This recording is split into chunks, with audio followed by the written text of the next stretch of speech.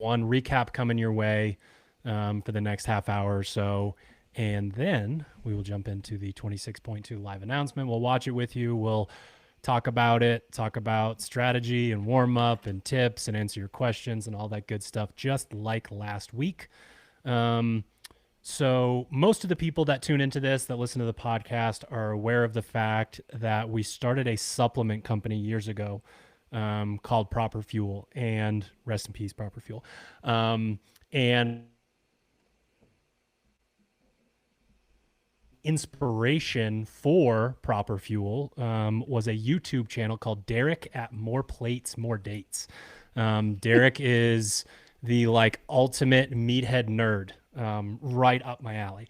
And he just had a lot of really awesome content about supplements that actually work and the doses that you need. And that sort of sparked the idea to do Proper Fuel.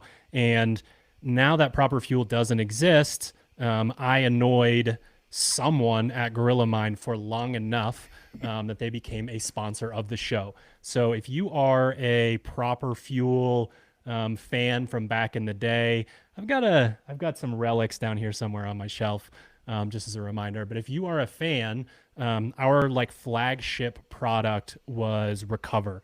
And it was basically trying to get all the things that we need post-workout into one bottle. The next best thing is getting it in 2 bottles. And you can get what we were trying to do: protein, carbs, creatine, electrolytes, post-workout. And I've been doing the Intra Strawberry Kiwi from Gorilla Mind and the Vanilla Ice Cream Protein together. Tastes fantastic. And again, you get the flexibility that people actually ask for from us. Like, hey, I love Recover, but I would also like Just Whey. So like I can use it in other scenarios, other contexts. So maybe it's not even the next best thing. Maybe it's just as good because it's got some flexibility there. So you can head to gorillamind.com/misfit or just use the code word misfit at checkout. You're going to save money on what I thought were the best supplements in the game, even before we were ever involved with them way back in the day. And you support the show by doing so. So gorillamind.com/misfit. Paige, you did 26.1, not once, but twice. Yikes. Why don't you tell the people about that, and then maybe just commentary on doing the workout? Because I'm sitting in this chair typing and doing whatever, not doing wall balls. So tell us about it. Yeah. So our gym here is no longer an affiliate. So I submit my scores via video. So I have it judged by the public. And I want to leave no doubt in my video. So I went back and watched it. Kind of a rush job on my part of getting myself set up and ready to go. First time doing it Friday Night Lights here as well. So that was kind of part of it. But again, I take responsibility. And I didn't like what I saw in my video. I didn't like the angle with the squat depth. And it didn't sit right with me. And I don't want the public scrutiny for it. So ended up doing it twice, which the second time I tied my score. And I got a 3 second slower tie break, which is kind of sad, or 4 seconds or whatever. But with the way that I felt, and to watch my video and feel like I was literally moving in slow motion the second time, I will take the same score. Oh, hell yeah. For sure. Yeah. So like no doubt in my video, I'm not questioning anything about it. And yeah, I mean, thank God we do so much C2 bike zone 2, because like my legs handled it, and I actually like the soreness after the second time was not nearly When you as say bad as we, the first you mean time. you, because there are people watching this that are not doing their zone 2. Guys. And they're hurting, and maybe you'll do it. Yeah. I mean, granted, I was sore for 4 days, but so was everybody else. And to go back and do it a second time, like just, it wasn't as bad. But And for the people I will put out there, I watched Paige's first video, and there weren't any reps where you would pause it and say she's above parallel. Like, this is no good. But there were plenty where from the angle you were like, it's probably a good rep. yeah, and the speed and Exactly. Yeah. So that makes it tough. And obviously the angle, I won't call you short, but maybe you are short, and maybe that's not the easiest thing to kind of show range of motion. So definitely a shout out there for the integrity for that, because that's the kind of thing where you probably would have been totally fine. And it's just kind of a reminder of like what you do when the darkness comes to the light, sort of a thing. So Yeah. I thought it was cool that you did it, and I will tell people I did not tell her to redo it. So that was He didn't. 100% on her own. Yeah. All right, so this was again a very cool workout, just from the perspective of the message that we've been trying to put across to people. And I thought that the way that we programmed leading up to it prepared people pretty well. Now that we're done with it, I can say something that I had a bit of restraint with in the Telegram group. When we get into these phases and we talk about a strategy that's supposed to game the workout a little bit, we can't get too cute with it. And people were like, all right, here's what I'm thinking. I'm going to do a half a wall ball. I'm not even going to do a wall ball. And then each round, I will just do twice as many half wall balls. And that's obviously a joke, but we don't want to get too cute with like, okay, tens, drop it and pick it right back up. And then all of a sudden people are like, I might be going threes or fours.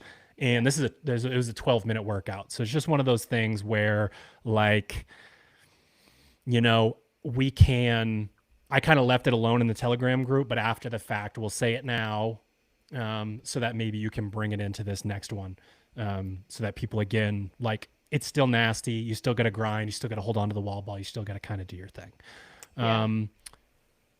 So with that said, we will read off the top 10 men and the top 10 women, but then every single person who put their name on the Rain or Shine leaderboard will be up for a Sharpen the Axe gift card to get you some Misfit gear. So if your name gets called and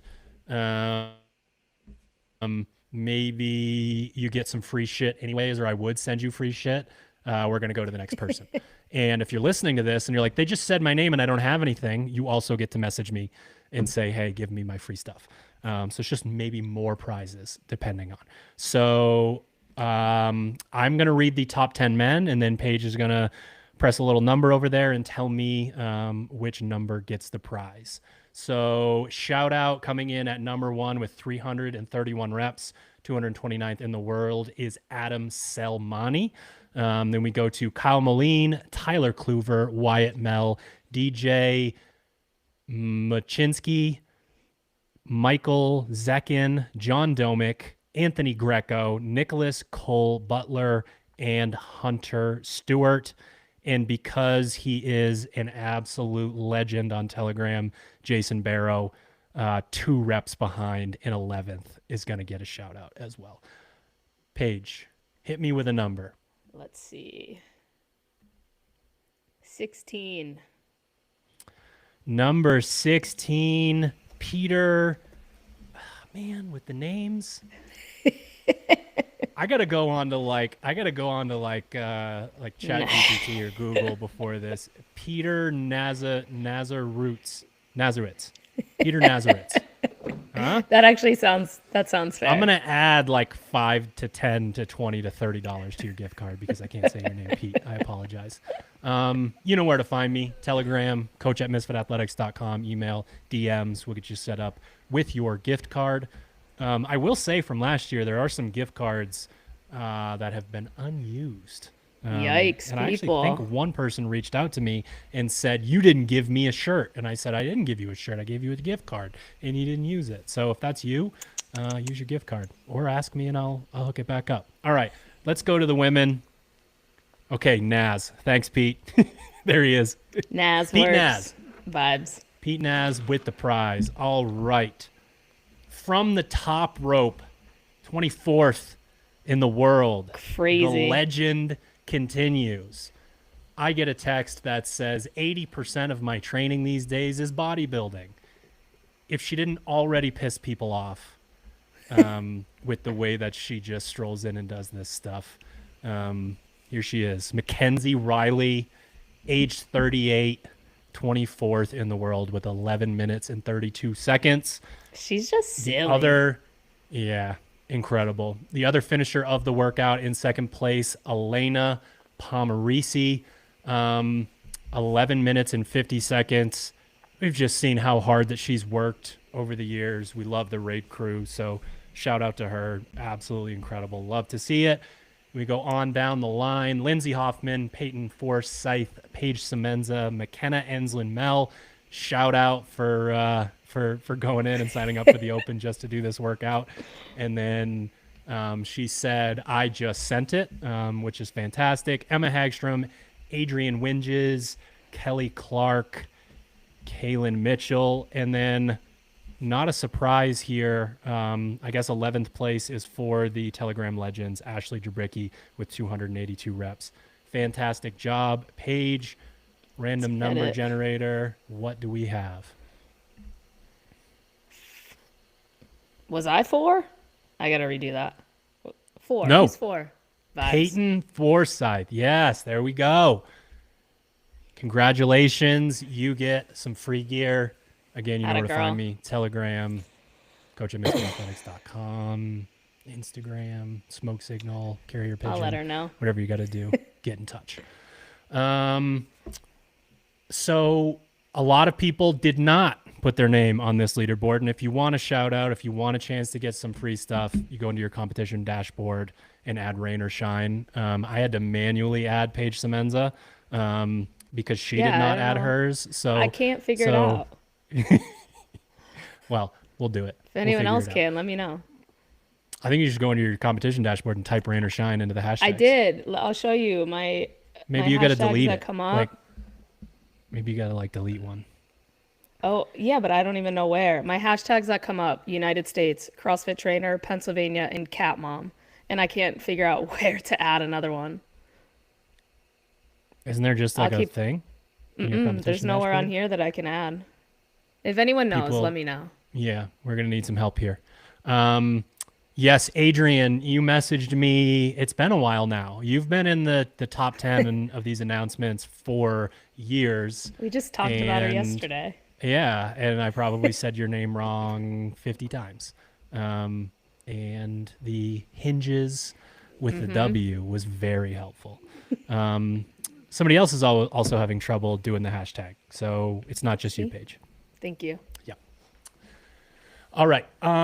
So I have one more thing here. Actually, really quick. So a lot more listeners to this podcast, a lot more live viewers, a lot more people come in and want to listen about 26.2. There are 4 iterations. Adrian, I got you. Legend status, free gift card. So there are 4 variations of semifinals prep. And trying to do marketing for follow my flow chart, get your Cracker Jack box out so you can find your secret decoder ring and you point it at the sun and it reflects. It's too much. So if you are planning on doing the online individual semifinal, an in-person individual semifinal, an in-person age group semifinal, or the online semifinal. If that is your largest goal, if that is a bigger goal for you than quarterfinals, we are starting semifinals prep this coming Monday, and you need to get in touch with me directly. This is the kind of program where I don't like to just put it out there for anybody to follow. I want you to be able to communicate with me and kind of work through how we're trying to execute on the program. So if you're trying to prep for any of those things and you want to know when you're starting and how to get the program, please reach out, coach@misfitathletics.com, @misfitcoach on Instagram, @misfitcoach on Telegram. Please get in touch with me. Let's chat about the mostly right now Masters online semifinals prep. Starts this coming Monday. Okay, so this is going to drop soon. This is a little bit of a teaser. But we got a Misfit Mind post coming out tomorrow that just feels very like... I'm going to download it here. Technical difficulties, ladies and gentlemen. Welcome to the live version of the show where I can't just edit this out. So I think it's very timely. I'm listening to a podcast and there's this famous, like, I don't know, yogi, Buddhist, monk, spiritual teacher who was famous for exuding a calm confidence that people were just like it was incredible to be in his presence. And at the beginning of one of his talks, he asked people, "Do you want to know what my secret is?" And of course, everyone said, "Yes, please tell me." And his response was, "I don't mind what happens." And he did not follow up. He did not go into further detail related to that. And this is this concept of having in our world, a process oriented mindset where if we get so obsessed with outcomes and we're resistant to particular outcomes, you are essentially going to be a shell of yourself when you go to compete. And if we're using that brain space for, oh my goodness, what's going to happen in competition in the open, then when we are training, that is taking away from it, right? So it's like I'm obsessed with I'm, going to finish in this spot. Everyone's going to think that I did so well, which we shouldn't care as much about, just as much as, oh my God, everyone thinks that I didn't train all year. And again, that takes up that brain space where we don't get to really buy into the process. And you would think that telling someone in a competitive realm, I don't mind what happens, is the secret, is like so counterintuitive. Like it's this like blasé attitude of who cares? It doesn't really matter. But what it does again is it gives us the opportunity to be present and have freedom in expression of the way that we did the work, and now we're just showing it. So it's a really powerful thing in the coaching realm. It's very much the be the thermostat. If an athlete's like freaking out celebrating on event 1 or event 2 of a 6-event weekend, we try to kind of bring it back down, get ourselves back to a place where we can go to execute. We have someone who has a really bad event. We have to have that conversation of like, we don't get to choose the order of these. So we need to get back to where we were. Like that might have been a damage control type of thing. That happens all the time. And then something that I think will resonate with you, Paige, it definitely does with me, is this is a really hard mindset for a competitive person. 100%. Like it feels wrong in a way. But when you coach it, when you help other people, because you do believe in the concept deep down, when you help other people through adversity and you help them kind of brush it off and move on to the next thing, you have to exude that confidence, that calm confidence that you're trying to get them to do. And then you start to embody it. It starts to become a part of you because you see in them what the actual change is there. So I would just say to people, you've already done everything that you can, good, bad, or indifferent, related to this stuff. And if you can just go do it instead of, I'm so nervous, what are people going to think? Am I going to think that this was a huge waste of time? You're going to do better. Yeah. Like you really have the opportunity to go in and execute at a really incredibly high level. And the 2 examples that I thought of were, they mentioned that the goalie for the U.S. hockey team was napping on the bus, like on the way there. He didn't know that it was 3-on-3 in overtime in the gold medal game. He just he's one of those people that like his parents didn't let him obsess over hockey. So like he didn't get recruited and he had to go this super long route to get where he was going. But he just was like, no backup plan. I'm going to work as hard as I can and I'm going to end up being there. Now he's the best goalie in the world and one of the best players in the entire NHL. And then the Tom Brady thing where he would be napping before a Super Bowl, like in the locker room. Yeah. Because the process is the thing. Like he was so devoted to that and the outcomes just happened. And clearly with Tom Brady, there's some outcomes there. Yeah, for sure. Man, I could take that in so many different ways. Like I can give an example of myself. I can give an example of McKenna. I can give an example of a toddler falling and getting hurt. Like, there are so many ways that that mindset plays into like your everyday life, really. I mean, you're talking Super Bowl, the most like prestige event of the year, all year in America. Yep. So, and he's just taking a nap. That's Already wild. did it. Right, right. Like the experience is there. And as you know, as we're talking here, the experience is already under everybody's belt that's doing this open. You did open sim in weeks prior, or you've done the open last year and the year before. So it does come with experience, but you also have to, you know, sometimes just be reminded and have somebody tell you these things. That's a very fitting podcast for you to be listening to, because that is how I feel this year. I feel like last year I put a lot of value on the things that I didn't actually find important for myself, like deep down, like in, you know, internally. And I didn't enjoy it. I didn't enjoy what I was doing. I put way too much pressure on external things that really didn't matter.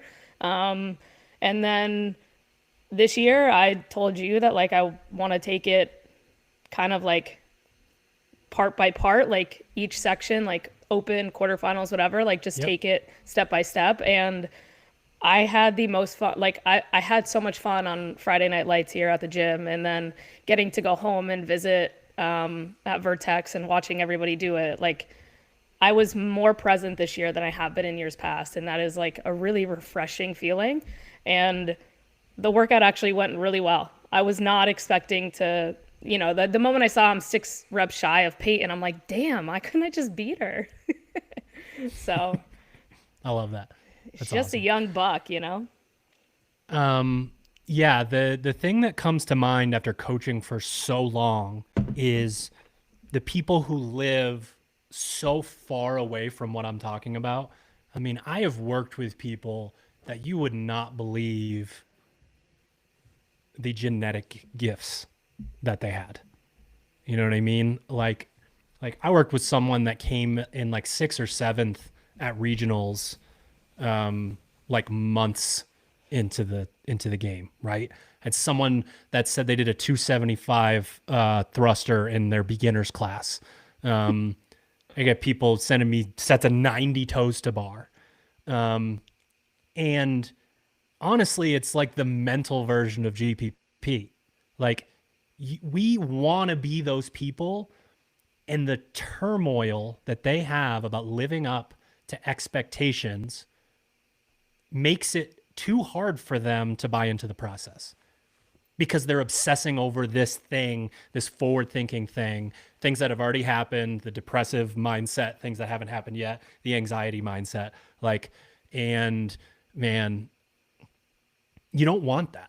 And and I've helped some people get over that, and I've not been able to help some people get over that. And I can tell you right now that, again, those the parlor tricks, the shows are not always all they're cracked up to be. In fact, they're usually not all they're cracked up to be. I mean, we talk about it all the time of like you're moving the needle by doing the work that's not so sexy. Like that is the stuff that's not so sexy. I think, Paige, we might have to, would you be okay with sharing your screen and going to the game's website? I could try. I don't know if I know how.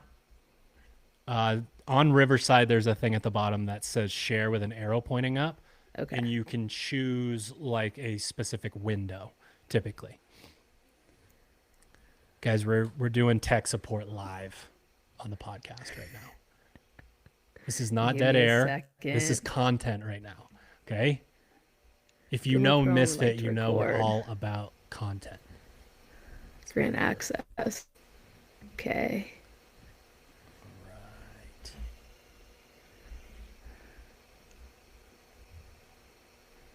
Allow later. Vic thinks that maybe if you're not affiliated, you can't add the hashtag. That does not sound right. Can you see it? Nice. So this is my... There we go. All right. So I put Custom a custom leaderboards. leaderboard, but that's not it. No. My hashtags. You can't add anything. Right. I wasn't lying, guys. Is that what? Yeah, but And Tony, then you don't work with Paige. The technical difficulties. I don't want to. I'm not saying anything. I'm not starting a fight on they're pretty live bad. TV here. It's not in Okay, here. I well, checked. that is Yeah, I so know. weird.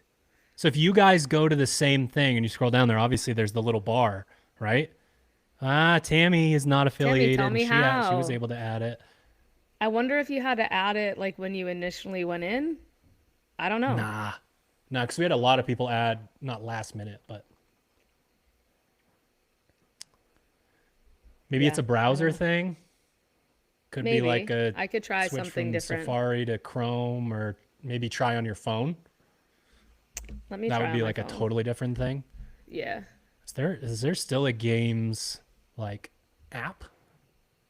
It's got to be, right? Yeah. There's a CrossFit app. I will try. I'll stop sharing this and Does anybody have any war stories from 26.1 they want to share with the group? You have to provide us with 2 more minutes of content here until we go live, and then Dave takes 25 minutes to say what the workout is. Oh, so someone did do it on their see. phone.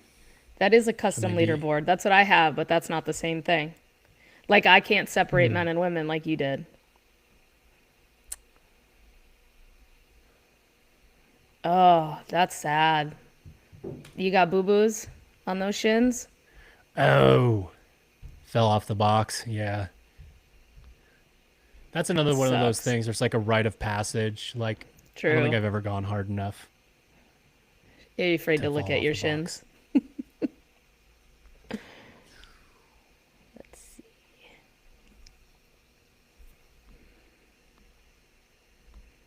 I don't know, guys. I don't think have figured it out. I You did need to that. go to add custom leaderboard and add the hashtags at the bottom. Yeah, that's what I did. I do have that, but it's a separate leaderboard. It's not just a hashtag. Oh, yeah.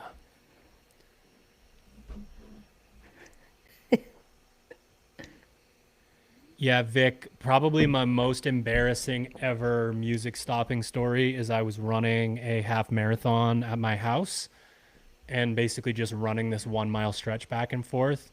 And on miles, definitely over 10, on mile like 11 or 12, my Apple Watch died. So I didn't have music or proof that I ran a half marathon.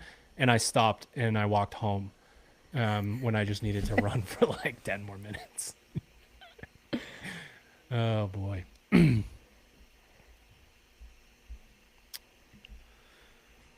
All right. Paige, you have a prediction of what this workout's going to be? Me and McKenna were talking about it being was it 24.2, 20-minute AMRAP of row double unders deadlifts.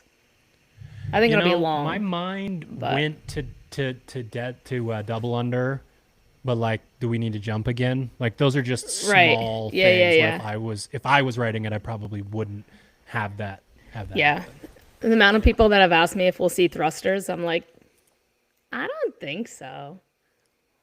Dave would definitely do them on 1 week later, 100%. Not that it makes it balanced. Yeah, I can't. It's silly if he did.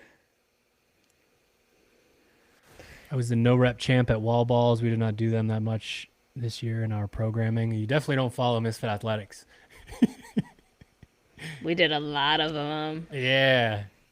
Chat, let them know. How many wall balls have we done in phase 2 and phase 3? It's nothing like a little spiders on Mars. Or cube staked.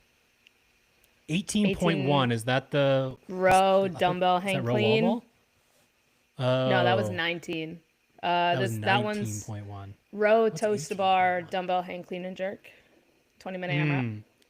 Ooh, you know it was a good one. They won't do it, but the long AMRAP of the toe to bar double under wall ball.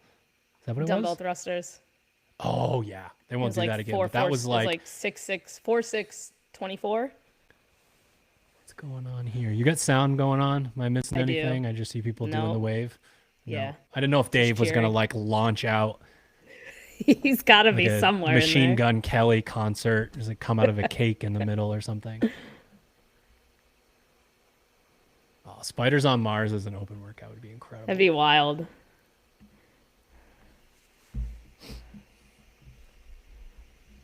Cube test, row cube test. You imagine the pain and suffering. Very, very worldwide. sad.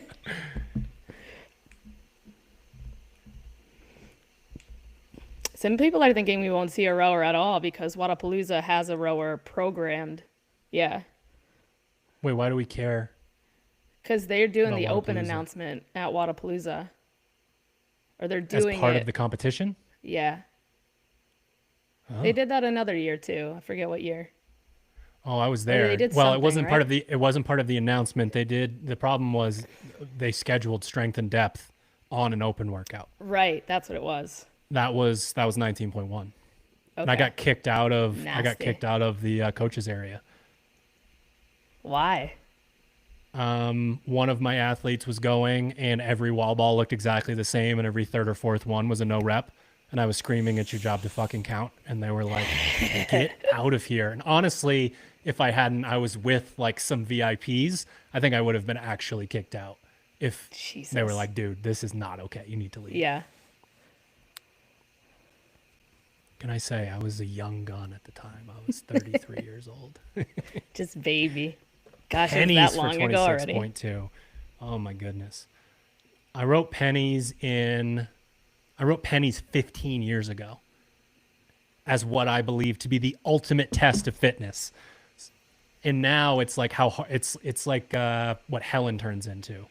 Like how hard can you run, basically. Run. Yeah. Yeah. Yeah. Hunter's famous YouTube moment of Austin talking about he's tried every strategy in pennies and he can't get faster. And Hunter said, "Have you tried trying harder?" And Austin was like, "Actually, no." And then he beat his time. He thought there was a Always trick. love Austin for his honesty. Yes. And honestly, those two can create the polarization. It could not be more opposite than those two human beings. So them together creating a moment is a beautiful thing.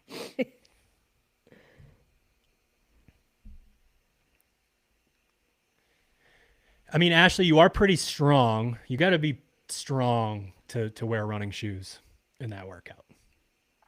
That's for damn sure. Paige, what competition were we at? Oh, I probably shouldn't.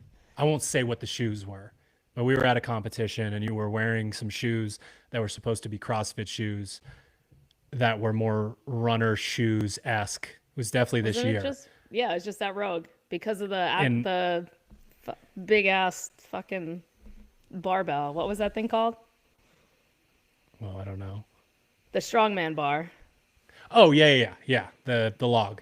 The log. Yeah, But yeah, like yeah. that was basically everything that you were doing where you were stabilizing with both of your feet on the ground. You were like doing all this, and I was just like, I can't tell her right now because I don't even know what shoes she has, but like I Those were probably it. said in my head, I hate these fucking shoes like 100 times. You said that at the end of the weekend. Yes.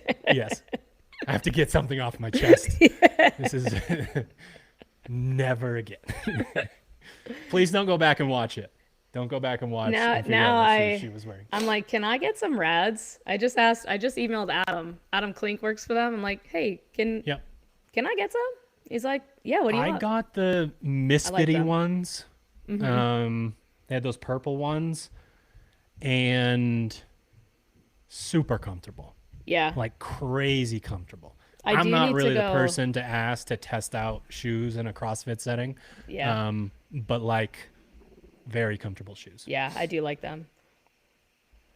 I don't even have an issue running like short distances on an assault runner with them. They've been pretty good. Yeah. Let's see.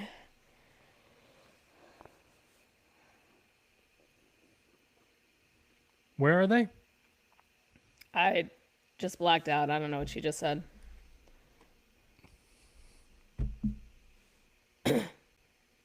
Wow.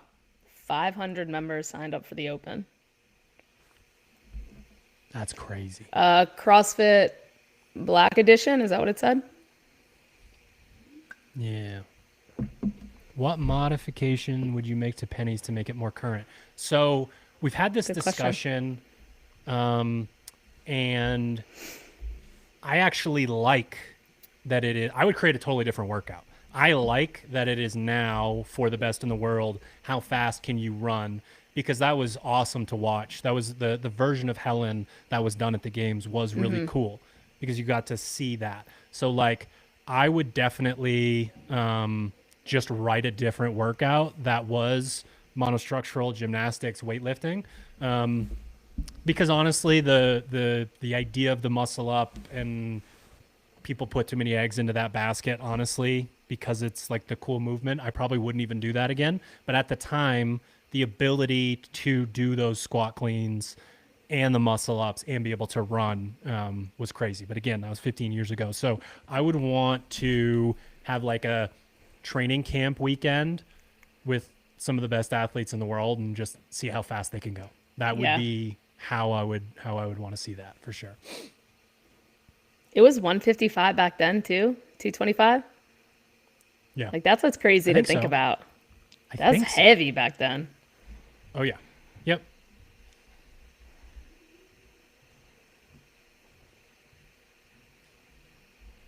They're in Portugal. Yeah. Tony, calm down. You don't have to tell us twice with exclamation points both times. Jeez.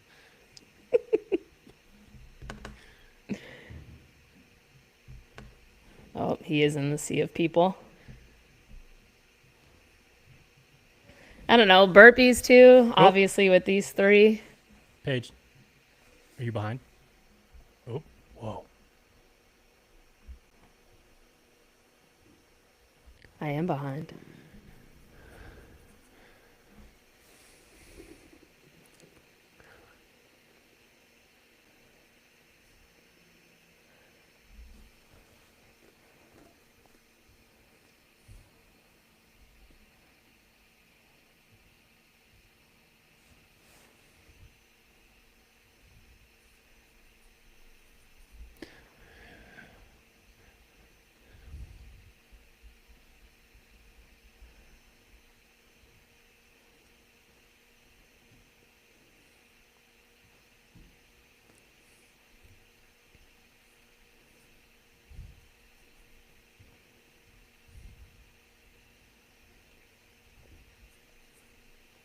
It's a 40-foot lunge.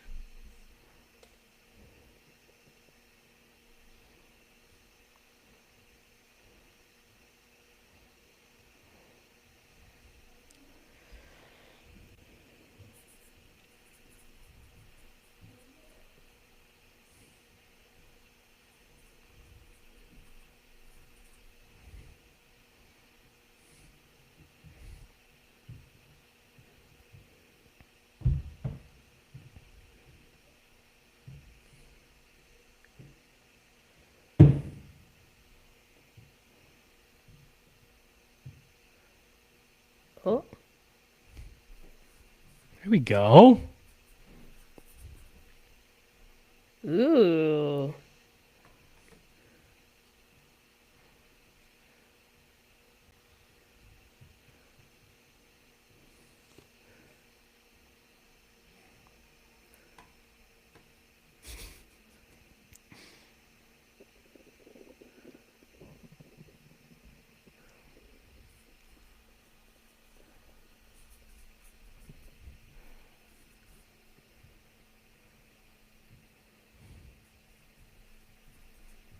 A little ladder.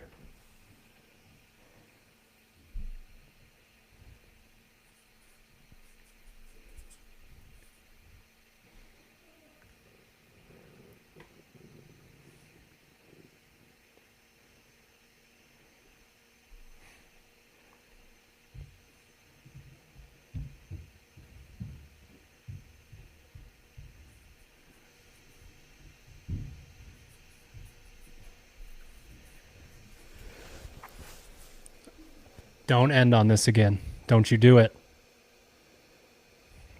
Don't end here. Don't do it. Bar muscle up. Don't end here.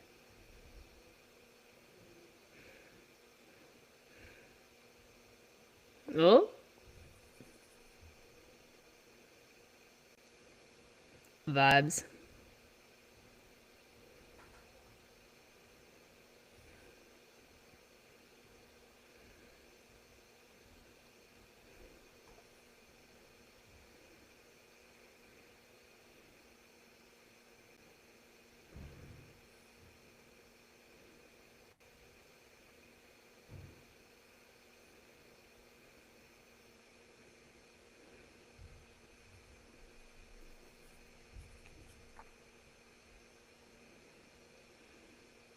It's a cap.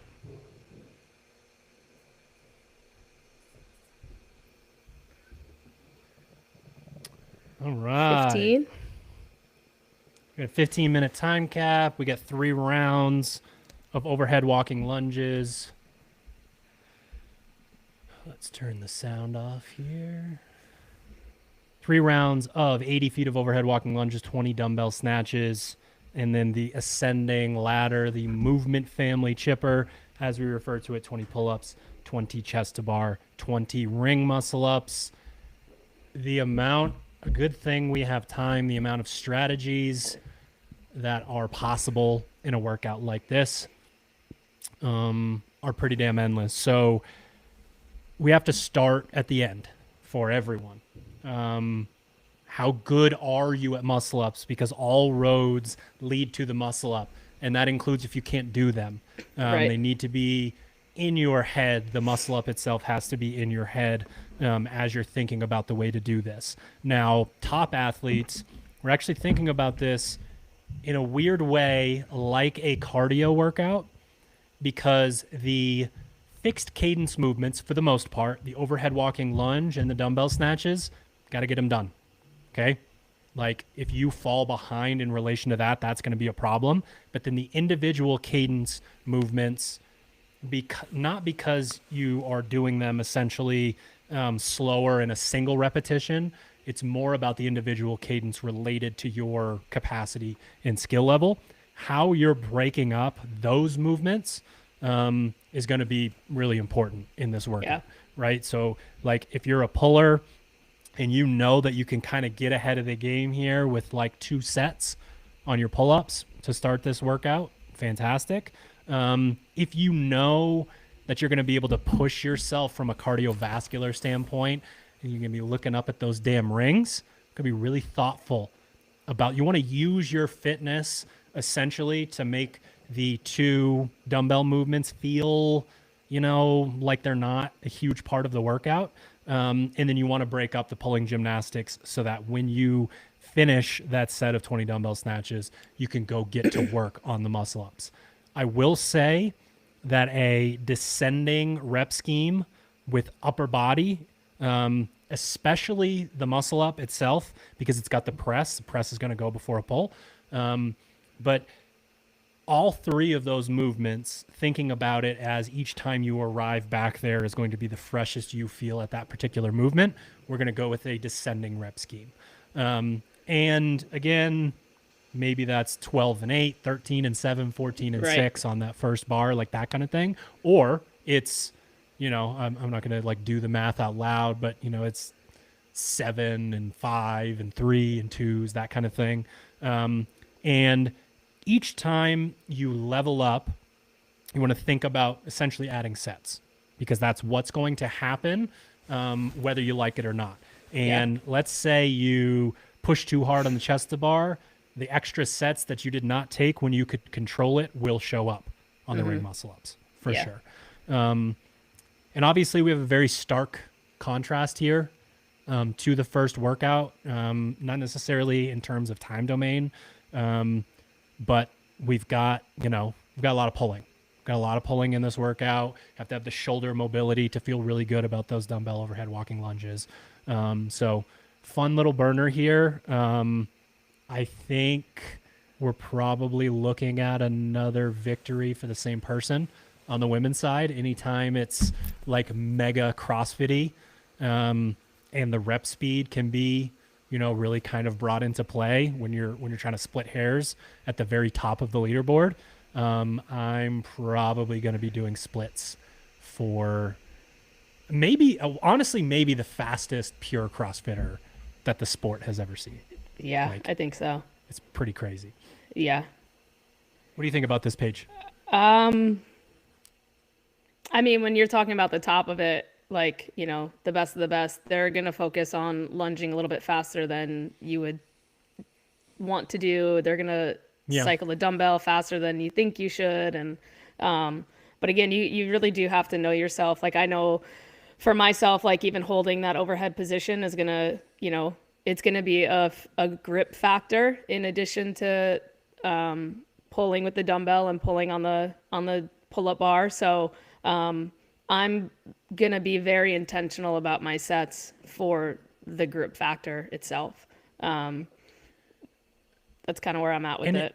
Yeah, and I want to tell you guys, it one thing that really does matter is there are workouts where you can put yourself in a little bit of a hurt locker and you have no chance of recovering. This is not that kind of workout. So if you have the ability to go a little bit faster, knowing that you are, unless you're, the freak of all freaks, you're going to get some of your gas back during those muscle ups, right? Mm-hmm. Like, we don't ever want to be at a point of no return, but honestly, it'd be hard to do that to yourself in this workout. You have to be really dumb on the gymnastics. So less time under tension during those lunges is important. And then we have this massive red flag pop up of do your reps, right? Like, if I'm trying to go fast, I might start getting into the crab walk, not standing up all the way at the top of my lunge. So make sure you're doing that. But lowering the time under tension does matter in that for sure. And then I think the exact same thing with the dumbbell snatch. You got to use your lower half. Like, that is so incredibly important here. We talk about that in the extension. Pulley. And what happens is 3, 2, 1, go, huge shot of adrenaline. We don't do the things that we need to do early on that then show up later. And while it's good that in the moment you realize how you really need to move, it is going to be a bastardized version of what you're capable of once you reach that point, because it happens too early. So just keep that in mind of, like, the way that I'm moving on the pull-up bar, the way that I'm not overextending with the dumbbell, the way that I'm doing these things when I'm fresh, is going to feel like it's pulling you back early in the workout, and it's actually giving you an opportunity to shine later on in the workout. Yeah, for sure. Yeah, I mean, you gotta use your legs on the dumbbell. If you're not, like, just like we talked about with the wall balls, like, that knee extension can just go so far for this kind of workout. And then even the lunges too. Like, I think in something like this, like, even a quick turnaround and then like a hang snatch to switch arms, like, it's not going to waste too much time if it's going to help you further along on the muscle ups when you get there. Like, sure. Even setting it down, quick turnaround, pick it back up and go. I don't think there's anything wrong with that in this workout. Unless you are truly racing for one of those top times. And it's like, yeah, you're not putting it down, but, for the masses, that's not the case. Yeah, for sure. Yeah, this one's going to be quick, from these athletes. This is one of those ones where we're going to see a real wide net being cast. Yeah. I texted Tony. I'm like, are you drooling over this? Dude, come on. Yep. All right, here we go. We're going to watch him get after it. Make sure we're live.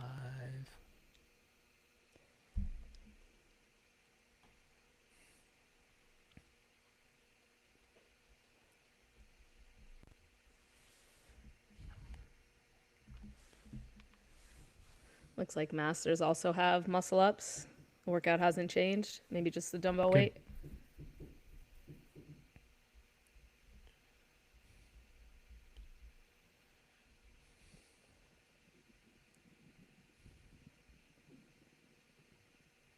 Got it.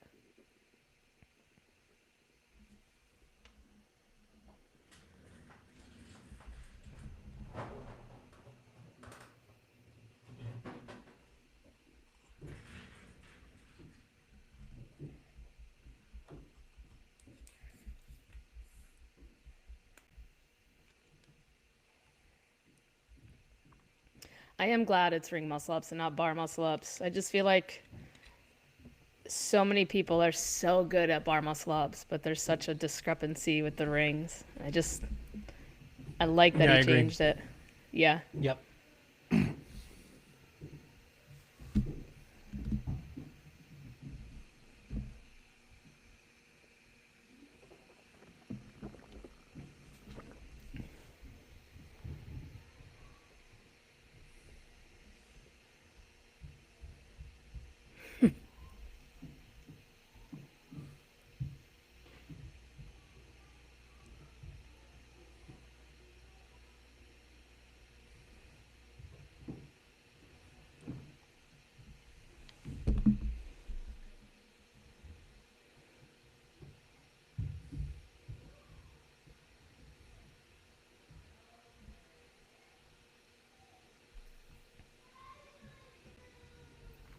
Ooh.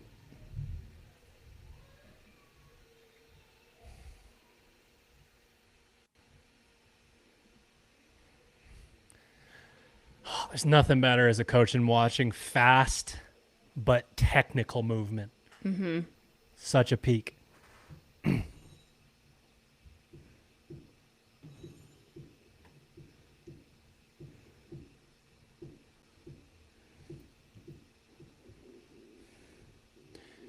Yeah, Ashley, my obsession with what they do and making you guys do it pays off sometimes. Even just like the interval after the open last week doing the single dumbbell overhead walking lunge or before Yep. the open workout.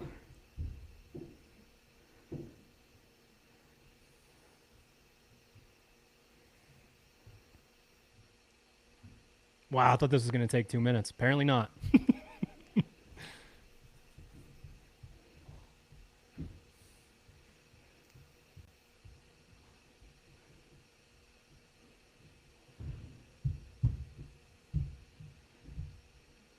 Yeah, really important too on the lunges, like know your step count.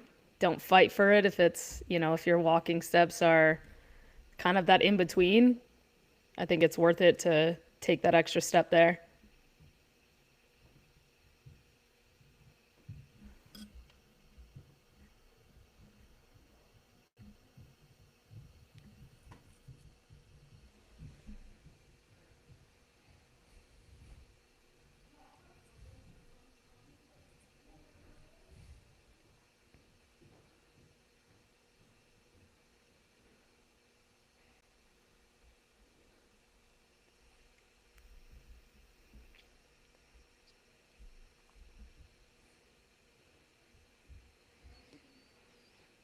All right, so we get some ideas of movement here, and you guys see Amy Kringle with the bend and snap. At our mortal skill levels, it's really important not to do that, right? Keep your chest up a little bit. Get the knee bend, get the knee extension. Yeah, I mean, the amount of just tension that puts on your pulling right there versus using that little bit of leg.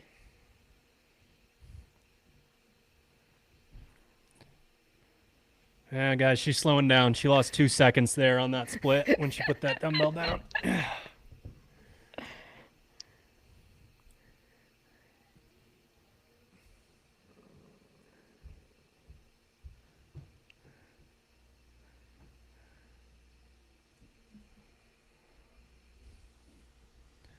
No way. Not with muscle ups. And again, I don't know how good she is. I had technical difficulties there. My internet didn't like all of my activities. But oops, My put it down computer's again. on There's another. overdrive. Oh, she's got to go back. Oh, wow.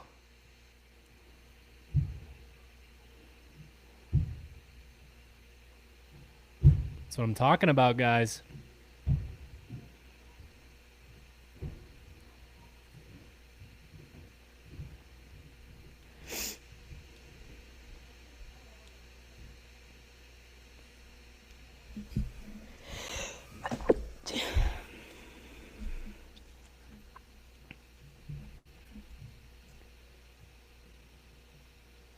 Why are they saying she needed every second she could get? Is she not as good as them at ring muscle I ups? don't Do we know know. something we don't know? Yeah, I'm not familiar with her. her skill set there.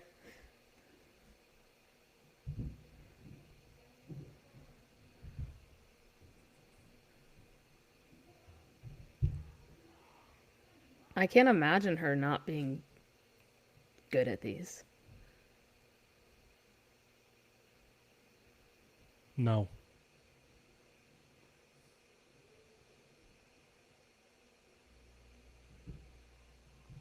Ooh.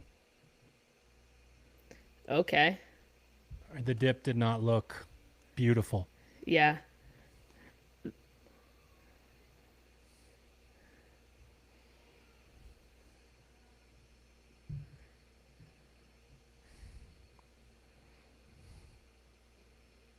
Oh boy. There's no rep her for that? Who, Lucy? Yeah. I don't think so. I think Oh, maybe. Yeah. he might have. Oh.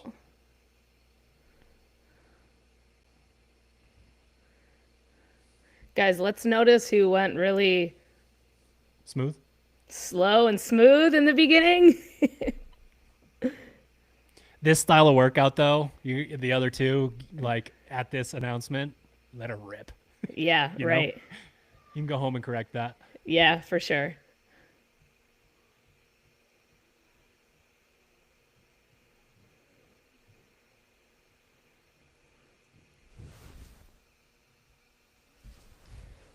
Yeah, I think that overhead lunge really does make a difference here.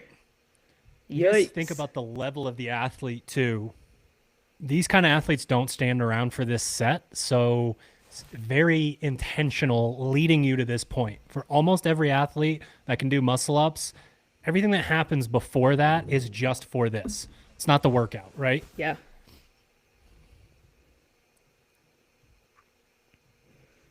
Got 3 left. She's gonna fight for him? Nope.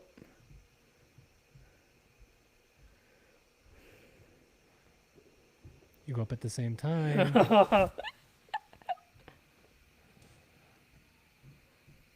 Oof. 652. Whew. Good for them.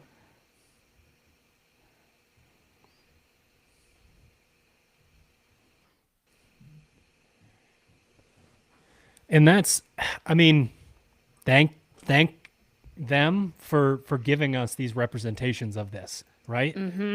Agreed. Because they're, however good you think they are, they're like 10 times better. It's hard. Paige has context.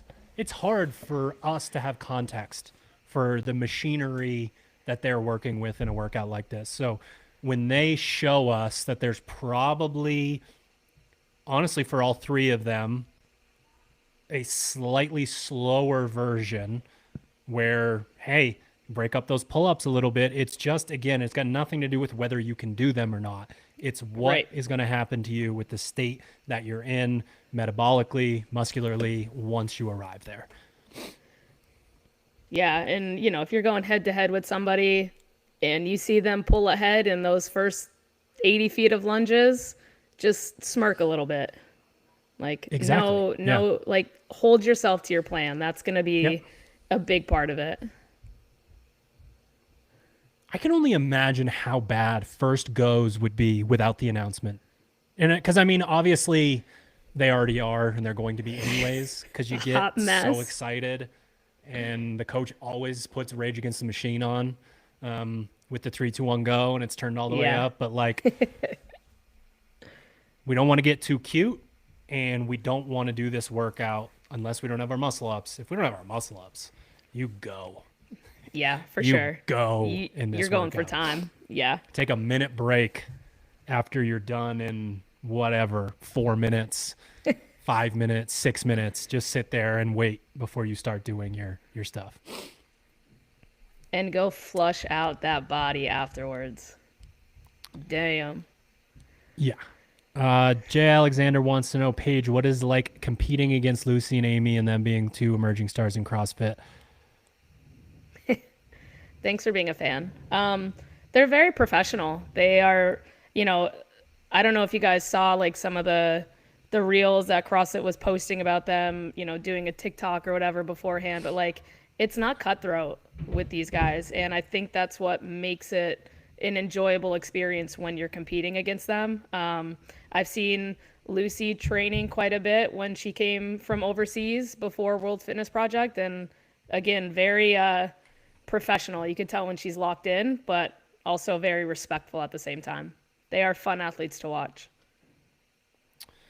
All right. So we kind of talked through it as we went, Paige. Any takeaways from watching that? Like, because when you're watching it, you're wondering, oh, is this the pace?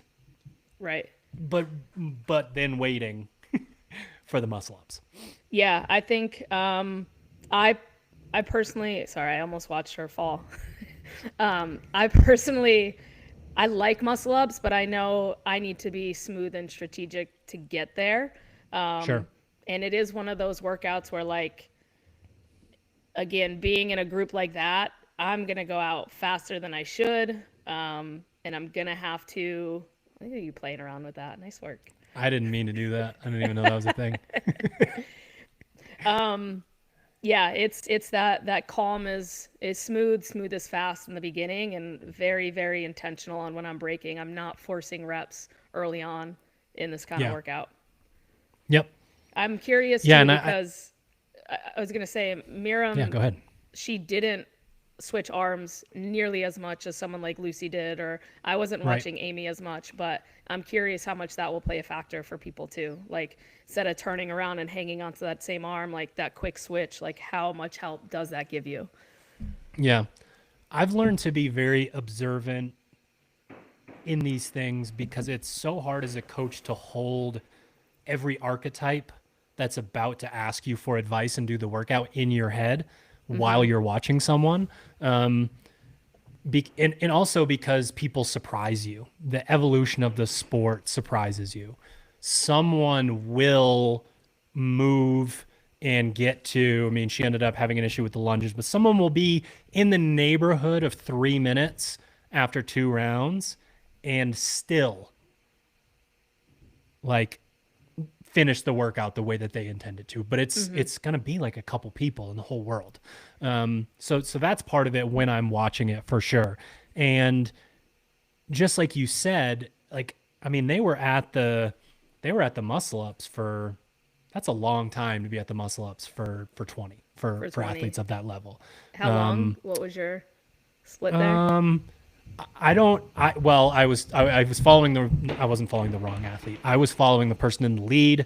Yeah. She went all the way from 4.5 minutes to like 7 and change. But three plus minutes for, it's funny to say that because for general population, that would be amazing. So if you do that, listener, congratulations. But probably if I had to guess, roughly 2 minutes ish for the other two. In that range, at least. Yeah. That kind of thing. They were probably closer to 4:45 plus when they got to the rings, and Lucy finished at 6:52. So, again, for those athletes, we could be talking about chopping 10 or 20 seconds off with some of the nuance of, like, I know for me personally, but I'm a little bit more fast twitch. I would probably go right arm for like 2 or 3 and then switch personally. Yeah. But if you are actually fit and like conditioned, I don't think there's anything wrong with like, well, I don't know. What do you think? Would you transition twice during the workout? My arms overhead. Like, would you go down, switch, down, or would you go down, back, switch? I would probably go down, back, switch, or I would go 3 lengths and I don't know. I kind of have to play around with it. Well, a lot of times it is based on feel, switching, and you can adjust yeah, as you go for sure. Yeah. But I don't hate what Lucy did with switching overhead. Like, I've practiced that before. I feel comfortable with it. Yep. And for me, knowing grip is like the main thing that I'd be concerned about by the time I got to the muscle ups that might be better for me in the long run. Right. Yep. Absolutely. So Caitlin, watch this technology. This is about to be insane. What do you suggest if you have 1 or 2 ring muscle ups? I'm really happy with myself right now. So honestly, the advice isn't that much different than what I said because of the tiebreakers. I haven't seen the scoring sheet, but I'm assuming the Yeah. tiebreaker time is when you finish your snatches. If you get into the muscle ups, and there are Caitlin, the amount of people on the leaderboard with 0, 1, 2, 3 muscle ups is going to be pages of people just over and over and over. So if you want to be at the top of that, the play is this is from the opening lunge to your final set of dumbbell snatches 4 times. Yeah. And then you're probably going to have a long time, like a Right. really significant amount of time to then go and do your muscle ups. And I don't want to tell you to fully crash and burn, because why not go get 3, 4, 5 muscle ups if you end up having 7 or 8 minutes to do them. But if we're talking tiebreakers here, the way that you push that, I think, is incredibly important. You know what's weird about this is I don't think the leaderboard is going to be jammed up with people who are with people who are trying to finish, as opposed to what I just talked about, because there's an insinuation of GPP when you can do 20 muscle ups in 5, 6, 7, 8 minutes, something like that, that you're probably going to get to a point with the other movements where you're giving yourself time to finish. So I think the real log jam for a lot of people is going to be at that really low number of muscle ups. Yeah, I do too. And that means, again, 3, 2, 1, go all the way to your final snatch is 4 times. Yeah. That doesn't mean don't break it up, but it definitely means get it done as fast as possible. Yeah.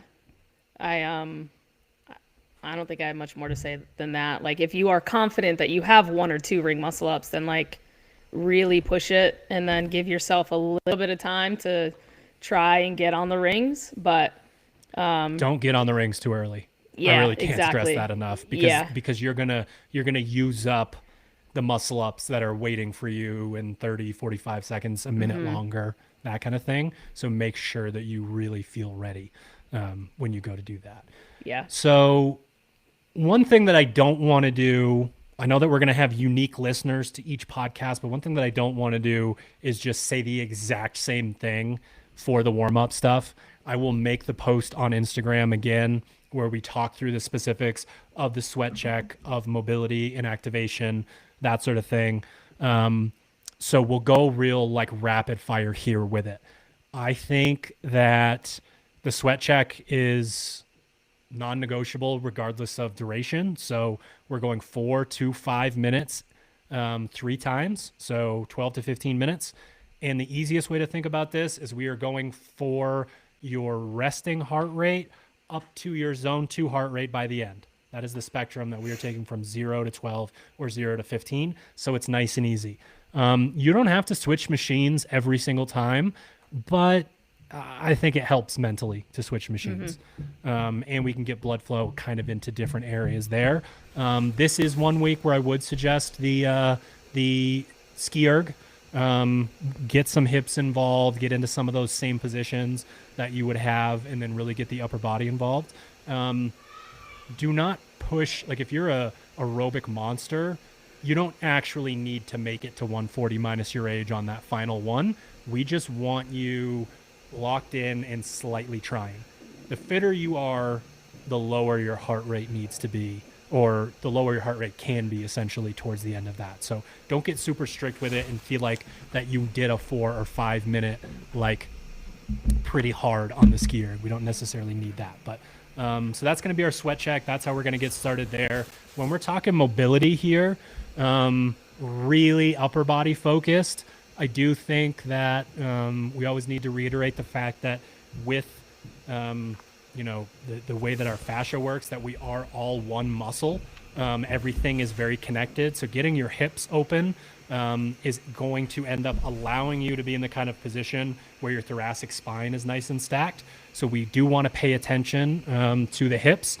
Couch stretch, for me, couch stretch is easy because my shins are tall. So dragon pose is a little bit better for me. So if you can get into a couch stretch really easy, doing the dragon pose where the leg that is trailing, you put your arm up on the post, you can get into a really good stretch there. So we're going to pay attention to that. We're going to make sure that glutes and low back are just kind of along for the ride. If you have those issues in general, especially related to the dumbbell snatch, and then getting into the hollow and arch position, just make sure that you're doing your pigeon pose and smashing the glutes and that sort of thing with your mobility. And then, man, I really find, I know this is a cop out, but I find upper body mobility to be so personalized. In what opens you up. Is it your lats? Is it your traps? Is it your shoulders? Do you need to do the scat mobility? For some people, going on each side with the single lacrosse ball works better. For other people, the peanut or the foam roller where you're getting into thoracic extension.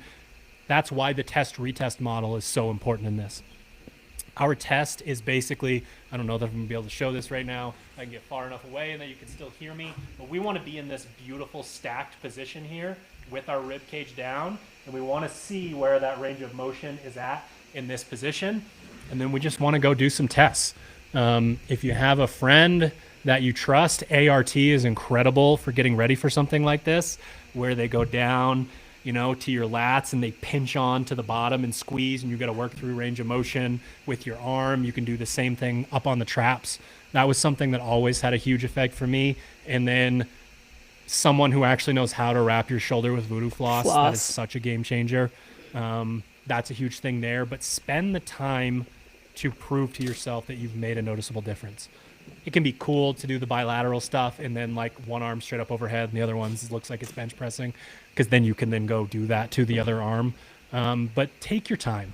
You've already gotten warm. You've already gotten sweaty. Give some love to your upper body. We don't know whether you're jacked and your biceps pulling you forward, or it's your pecs, that sort of thing. So that all of it, all the way around, everything that you can think of that is basically from like mid-spine up in your body should be addressed if it feels tight while you're trying to work through these things. The actual activation here, I personally don't do a ton of upper body activation. I just feel like there's not that many bullets in the gun when it's related to this stuff. So like I'll make sure that I'm doing the band pull aparts, but like I was always the person in class that was like 3, 4, and then looking around 19, 20, like that kind of thing. Because I did notice a difference, but again, a little bit more fast twitch there. So the activation is just to make sure that the musculature is firing after we've done this. And then specific warm up, this is probably the easiest way to explain how I do the ascending level of difficulty and skill related to a movement. I'm doing regular old walking lunges to start. I'm doing dumbbell snatches either from the hang or with a really light weight. I'm just going through a movement pattern.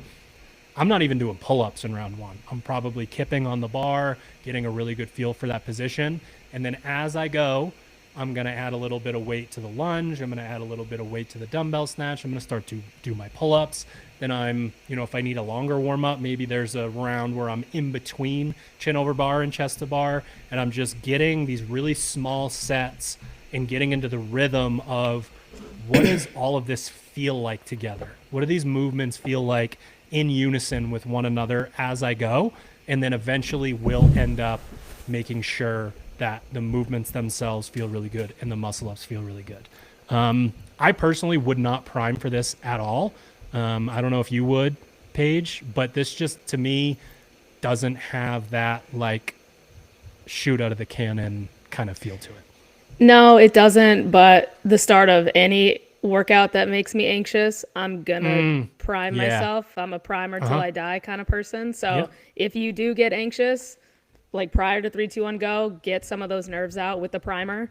That could even be a 10-second spike on the Echo bike. Like it doesn't need to be drastic. It could be 30-second ski or, ski hard until it feels and then get off. It doesn't have I to be crazy. I misspoke a little. I would go, if I'm by myself and I want to be slapped in the face, A I'm just gonna specific go see if I movement can get up primer. to I would just go get up to 1,000, 1,500, Yeah. whatever watts on a bike. Like that kind of thing. Yeah. Just Yeah. wake myself up and know that I'm gonna be in a slight level of discomfort for, well, for me, 7, 8, 9 minutes, however long that would take. And then I really got to be locked in mentally on the muscle ups, the way that I move. Yeah, rep Yeah. one probably is going to feel okay. Um, but am I kipping my dip? Am I using my hips? Am I turning over and letting my lower half get below me? That sort of thing. So that's how we're thinking about warm up here. Strategy. I know that we've already talked about this, but for the people who are listening to the version where I cut out all of the dead air, we are going to just kind of lay this out. Um, the lunges and the snatches for most athletes need to be done basically unbroken with quick transitions, pretty smooth. We want to make sure that we're switching arms as often as we need to, putting the dumbbell down because you want that like one breath before you start to do your dumbbell snatches. That's also totally fine. But we're working our way through that stuff, knowing that most people that we are competing against at our level are going to do those movements in a similar amount of time. And if that's the case, then we kind of need to follow suit. That happens with a lot of workouts. Also, we haven't said it yet this year, which is crazy. Normally, you have like a counter of how many times that we say it, but it's no standing around season.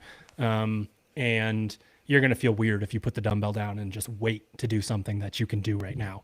The Right. place where we make our money strategically, the place where misfits will be smarter than other athletes that don't talk about this stuff on a regular basis, is the way that we break up our pulling gymnastics. I want you to choose descending sets on the first two movements, for sure, for the pull-ups and the chest to bar. And I want the amount of sets that you're planning to do to be more in your chest to bar than they are in your pull-ups, right? So like even a really high level athlete, unless this is like we're going for a world record, I want 2 sets in the pull-ups. And I know that you're going to hate me for saying it, and you're just going to jump back up anyways. You're going to jump right back up, but we are under control. Uh-oh.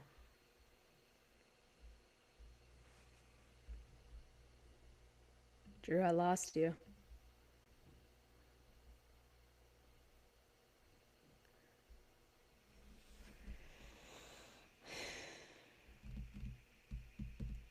I'm back. All right. Okay. I'm going to have to run an Ethernet cable out here next week, apparently. So I don't even remember what I was talking about, but basically we are having those descending sets as we go.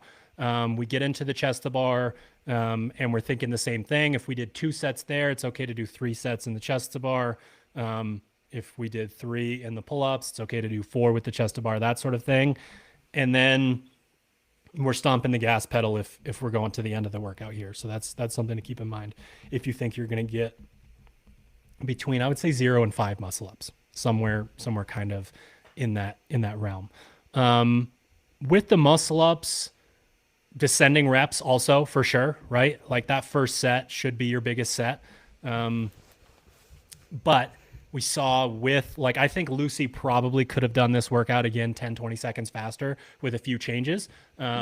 We saw that final rep where I think she might have gotten a no rep. It didn't look like a no rep to me, where she just kind of had to work her way through that. Dude, we are not touching that in the first set, right? And pet peeve for me as a coach, and I do it as an athlete, which makes it kind of hilarious, but the stop in the bottom of the dip on the last rep of every set, wait and then drive the knees up to then finish your final rep. Do not do that. Don't do that in this workout. Time under tension is everything. Know while you're doing them, okay, I have 1, 2, 3. I think I'm going to stop at 4. Pretend like you're going to do 5. You will, rep 20 will thank you. You will finally do your 20th rep when you're supposed to and not later than you're supposed to. So again, do not stop and change the way that you're doing your dip in the final one. And again, this kind of thing happens when we're getting real deep into something like this. I get it, but fight it as much as possible.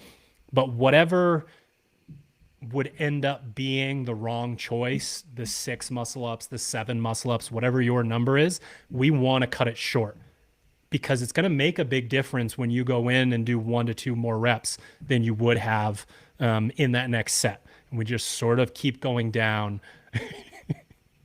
Yeah, I'll show this comment to everybody. So again, move the way that is like you're trying to show off how beautiful your movement is. And we'll go into actual movement strategy here in a second. Paige, anything on the strategy element that I didn't talk about that's popping in your head? Not really. Like you do have to be ready for that backup plan of like, this is the plan that I'm setting out. If I start to feel shitty earlier than I thought I would, okay, I have to know what I'm going to change to. And you have to accept that. Like, don't let your ego play into it of like, I'm going to force another rep. Don't. 20 is a deep set of muscle ups, and that's not going to pay off for you. That's like the biggest thing that I'll say there. And again, the body language could come into play with that as well. So you saw Miriam go out way hot, but like her body language didn't change that much. She still did her best to finish the workout. So there is a layer of like, don't feel defeated if things have to change. And then the other thing I'll say about the warm-up stuff is like, make sure the single overhead dumbbell feels good when you're walking in warm-up. Like as you're testing movements, like if there's something that feels off or you feel like off balance, take the extra time to make sure it feels good before you do start. Like a couple extra lunges is not going to hurt you. You just did 500 wall balls and box jump overs last week. You're well conditioned for that kind of stuff. Yeah. I don't think you're going to over warm up the lunge or the dumbbell snatch. Right. I don't think that's gonna. Okay. The other. Oh no. Oh, I'm back. I was only gone for 1 second that time. This workout is a trap for athletes who are good at pull-ups, chest to bar, and muscle ups. And I'm talking about, I don't know, 250th to 2000th in the world, somewhere in that range. That type of athlete. Because you're going to feel so you're basically, if you push early in this workout and you're like, I don't need to break these up, like this is going to be a huge deal here, you're going to end up getting the exact same score as somebody who doesn't like pulling gymnastics that gamed this workout. You get to show off on the rings. You don't get to show off before that. It doesn't mean anything, right? Like if this workout's for time and you're anywhere from 7 minutes to 12 minutes, you're falling into that range there. This is 20 ring muscle ups for time after doing all of the other movements, setting you up to get there. You can go get that time back on the rings, especially because this is like one of the rare stand around during the open moments that there are, right? You get to go show off there. So we have some pretty incredible pullers that, I mean, honestly put up some of the skill numbers. I'm like, I got to start capping these things when I tell you guys smooth set, because that's too much. That's not what I'm looking for here. So again, just like we talked about with like the rower that rows at the same pace as you, but they're better than you at it. They feel better when they get off the rower at the same time as you and then can go do more. Same concept. You're a better puller. You aren't going to show it until we get to the rings. And then when you get to the rings, hopefully, again, you have the athlete IQ to back off from like, yeah, I could do 8 right now, but I'm going to do 6. Or I could do 7, I'm going to do 5, that kind of thing. Kind of want to save some of that as you go, for sure. All right. Movement efficiency. Let's talk about lunges. This is a very straightforward, I want to say easy movement, but like very openy movement with the weight that they're giving you. Um, and Paige's nod to the way that you're moving and the way that you warmed up is probably going to have more to do with its effect on the rest of the workout than anything we say related to while you're actually going. We want your hips to be open. We want your T spine to be open. We want you walking in a way where your feet aren't so close together that you're getting that wobble, that sort of thing. We don't want to be doing these split squats because that's going to be too much of the quad. So basically, you're at the bottom of a lunge. You stand up and then bring your leg forward. We want to get the weight onto that front foot so that we can use the glutes and hamstrings to kind of pull us forward. But dude, warm these up. They should feel really, really good before you go. To me, that's more important than the exact way that, oh my goodness, you're one of those people that like, it looks like your Right. wrist is going to break because the dumbbell's hanging, like that kind of thing. I don't think that matters Yeah. as much in this workout with the weight and the rep scheme as I want to be super warm and super comfortable with the movement. So it's like an afterthought. I just go do it, get it Right. done. Yeah. Yeah. You want to be able to stay stacked. Like you don't want any of that low back extension happening. You want your rib cage to be able to pull down towards your belly button. Like take the time to really roll out your lats, get around your rib cage, get into those like deeper psoas muscles if you need to. The more access you have, the better you're gonna feel. Yeah, absolutely. Dumbbell snatch. We did the entire episode of the podcast where we talked about one of the lowest barriers to entry. One of the things that you need to be able to do is use your lower half in what we refer to as CrossFit only. Here we go. The things that we talked about are popping up in the open exactly as we thought because they just do these things over and over. Not a knock. It's just how the sport is. And your ability to use your legs to move the dumbbell. Biggest correlation that I can have would be the kettlebell swing. Because when you do the kettlebell swing, because you send it out away from yourself, it is so obvious when you try to yank a kettlebell up in this position. But it's the exact same concept. So as we're down in that position, we really want to have the legs loaded, which typically means a little bit. It's going to depend on your proportions, but we're looking for knee bend as the dumbbell passes back in front of your hips. We want to get the legs bent there, and we just want to be in just not a compromised position. I don't want your T-spine rounded over. I don't want you kind of hunched over in that bottom position because that's also not a place where you're able to breathe as well. It's not a place where you're telling your nervous system that you're doing all right. It's not going to think you're doing all right if you have a C-shaped spine. So I'm not saying to like squat down in the movement. We don't want to see that either. That's the scariest kettlebell swing of all time. The one that the bell goes close to the ground. But basically, as you're standing up, just like last week, we want that knee extension. Like Yeah. just over and over and over. Keep that bad boy close to you. Don't send it out away from your body.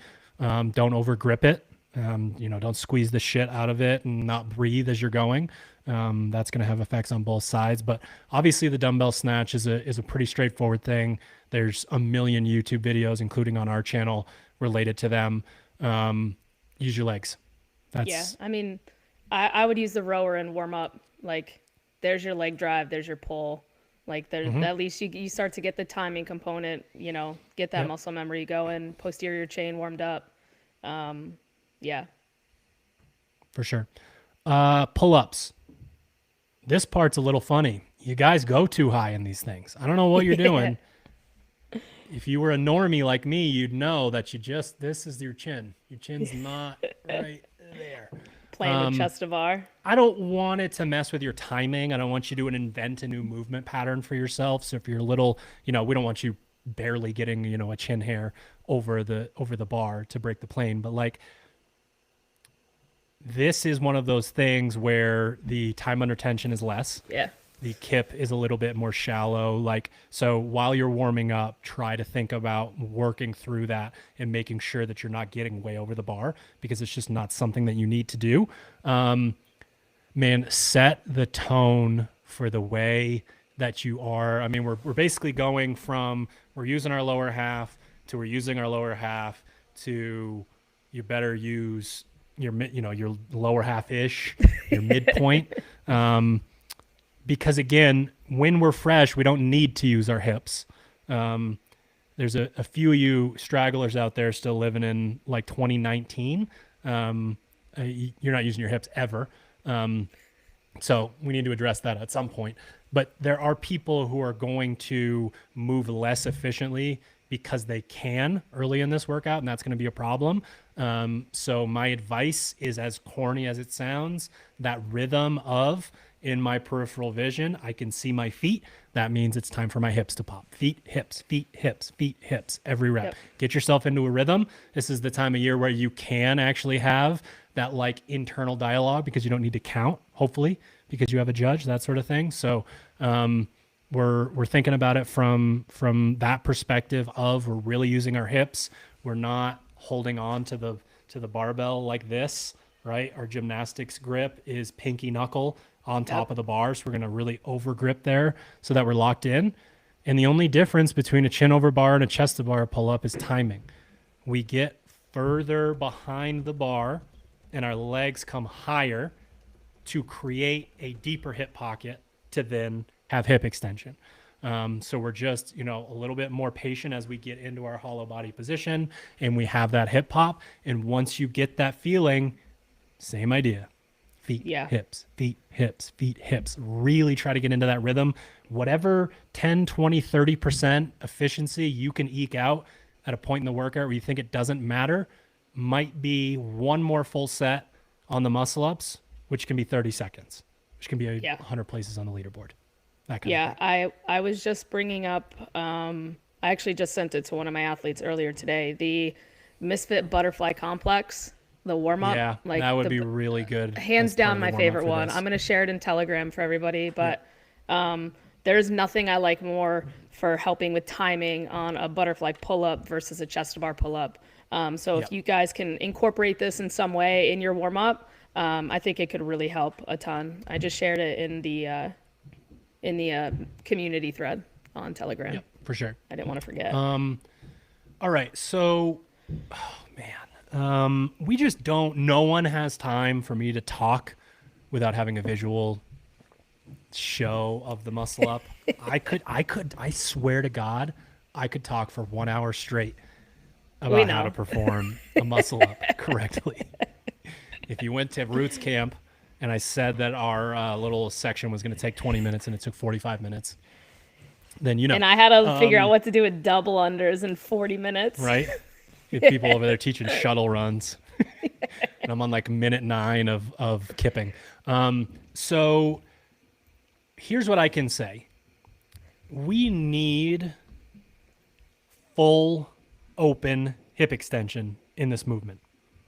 And it would be worth it for you to film yourself and figure out if you're doing that or not. Because the people who start CrossFit with an abundance of upper body strength that can just get over the rings, just die out in these workouts, right? You're the cool jacked muscle up person in your gym, and everyone's like, "Go! What is he doing?" And it's like, well, I don't use my hips, and my arms are gone, so I don't know what to do here. So we're paying attention to that. I would say we are paying close attention to the angle of our torso.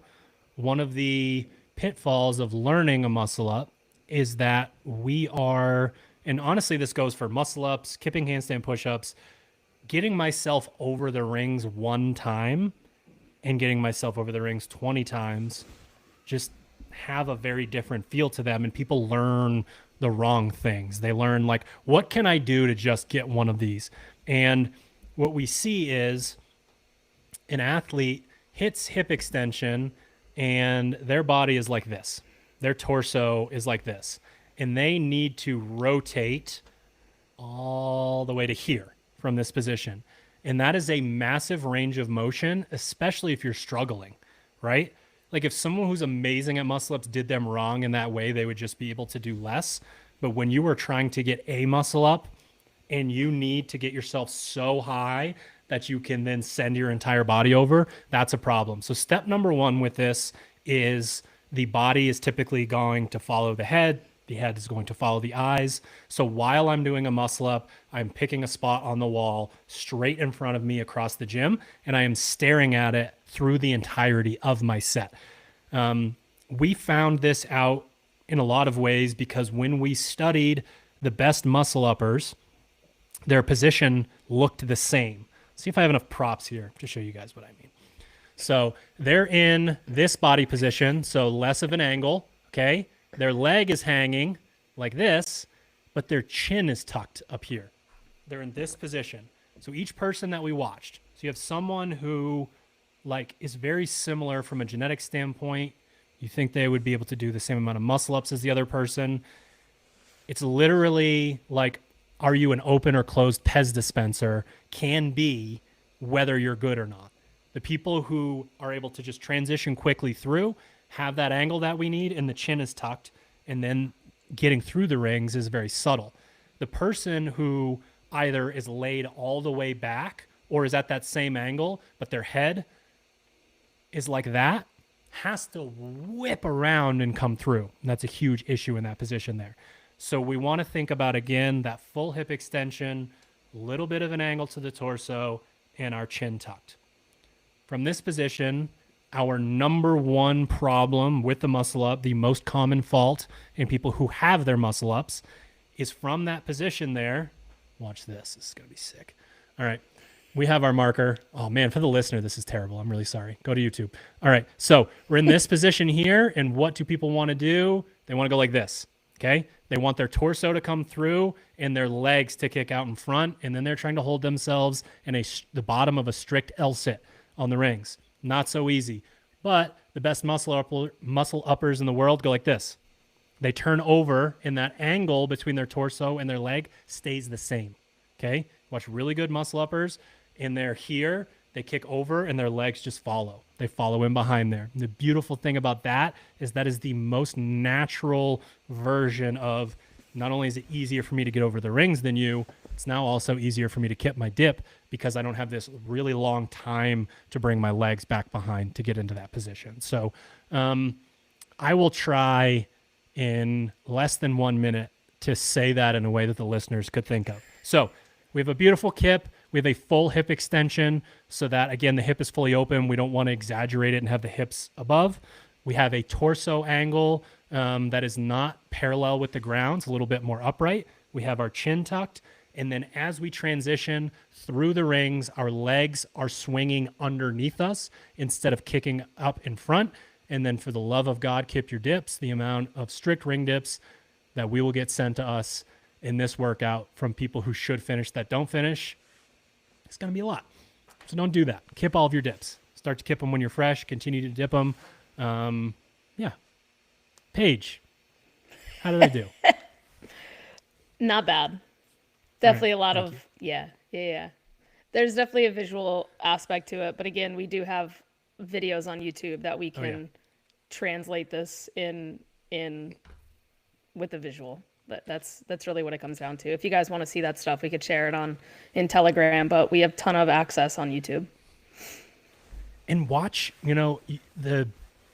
so we go to training camps, we talk to people online, people DM me, people email me. What books did you read? How do you know these things? Just watched people who were really good. Right. In slow motion over monkey and over. see, monkey down do. The component parts. Yeah, that kind of thing. So if you're trying to figure out a visual representation, go to YouTube, find someone who's good at muscle ups, and they will probably be doing all of the things that we're talking about here. The biggest thing I would say, though, is identifying something that you can take and put into practice, like a single thing. Yeah. Is it tucking the chin? Is it letting the leg swing back behind? Like for me, for years, that kick up was such a huge part of my muscle ups and got worse and worse as the set went on. And because my muscle memory of the turnover was just there from doing it for 10, 12 years, I actively pull my legs backwards when I turn over. And it's probably added, 30% back to my muscle ups. because as you work through the sets, things just start to break down, and like you get this magnifying glass on the things that you do wrong. So we're going to try to find that one thing that we can change when we're doing this, because it can make a really big difference. Yeah. Yeah. I don't think I have much more than that. Come on, Paige. You don't have anything to add to that?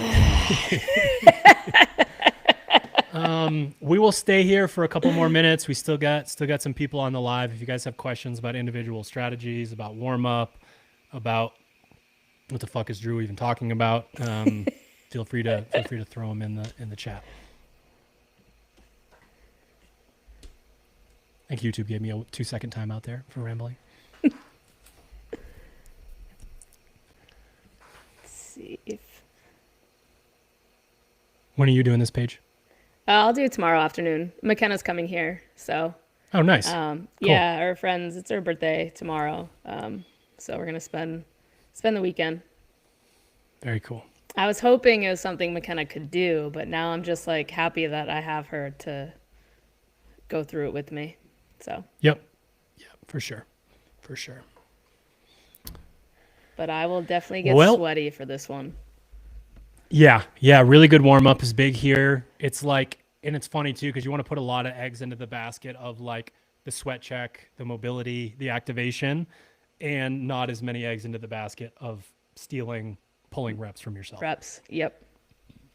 Cool. All right, gang. I think that's it. Thank you for joining us for 26.1 recap and 26.2 announcement, breakdown, all that good stuff. We got a cool workout here. Hopefully you like it. But we opened this podcast with, I've done it, right? Like, yeah. I've already done all this stuff. This is an expression of the work that you've done. And if you're going from lunge to the final set of dumbbell snatches and that is your workout, give that the attention. Yeah, just go get after it. Go do your thing. There's thousands and thousands of people in the same position as you. Try to go faster than them. Mm-hmm. That is your competition, for sure. Fuck them up. Yeah. All right. Did we do it, Paige? We did it. Thank you for tuning in to another episode of the Misfit Podcast. Thank you to our show sponsor. You can recreate the legendary Proper Recover by getting Gorilla Mode Intra and Gorilla Mode Whey. I do the strawberry kiwi, and I add, oh no, we got a question. Oh no, show on stream. For people who are just starting to get their kipping pull-ups, is there an advantage to doing singles or very small sets, like 2 to 4 at a time? I would not recommend singles on something like this. I think the plyometric dynamic effect of jumping and grabbing the bar is going to be a little bit of an issue. So it's more about, while you're doing it, thinking about, it's typically going to be a grip thing when it comes to that. So I would pay attention to your grip, and we're just doing descending sets and trying to be efficient as you go. And you should head to gorillamode.com/misfit or use the code word misfit at checkout. Save money on the best supplements in the game and support the show. Support what we do. Thanks, guys.